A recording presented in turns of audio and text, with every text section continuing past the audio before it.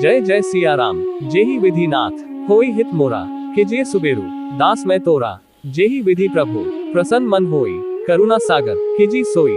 आप सभी का हमारे चैनल स्पिरिचुअल सर्वर्स में हार्दिक स्वागत है। आपका दिन शुभ हो। सीताराम सीताराम। श्री रामायण कथा अयोध्या कांड भाग 17। चित्रकूट में रात्रि व्यतीत हो गई। प्रातः होने पर अंबर में उषा की लाली फैलने लगी और आकाश रक्तिम दृष्टिगत होने लगा।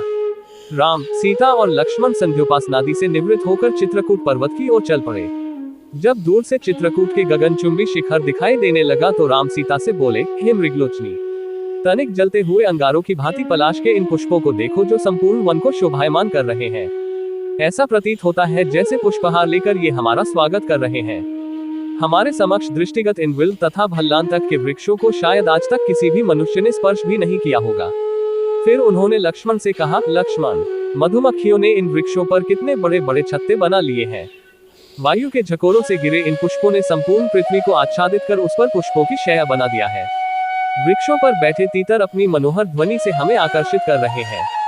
मेरे विचार से चित्रकूट का यह मनोरम स्थान हम लोगों के निवास के लिए सब प्रकार से योग्य है। हमें यही अपनी कुटिया बनानी चाहिए। मुझे निसंकोच बताओ कि इस विषय में तुम्हारा क्या विचार है। लक्ष्मण ने राम की बात का समर्थन करते हुए कहा, प्रभु, मेरा भी यही विचार है कि यह स्थान हम लोगों के रहने के लिए सभी प्रकार से योग्य है। सीता ने भी उनके विचारों का अनुमोदन किया। टहलते टहलते वे वहां स्थित वाल्मीकि ऋषि के सुंदर आश्रम में पहुंचे। राम ने उनका अभिवादन किया और अपना परिचय देते हुए बताया कि हम लोग पिता की आज्ञा से वन में 14 वर्ष की अवधि व्यतीत करने के लिए आए हैं।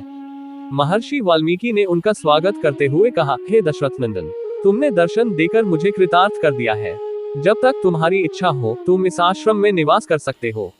तुम वनवास की पूरी अवधि यहीं रहकर व्यतीत कर सकते हो क्योंकि यह स्थान सर्वथा तुम्हारे योग्य है।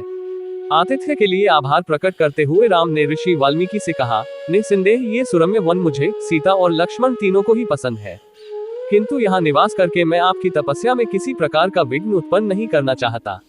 हम लोग निकट ही कहीं पर्णकुटी बनाकर निवास करेंगे। फिर उन्होंने लक्ष्मण से कहा, भैया तुम वन से मजबूत लकड़ियां काट कर ले आओ। हम इस आश्रम के पास ही कहीं कुटिया बनाकर निवास करेंगे।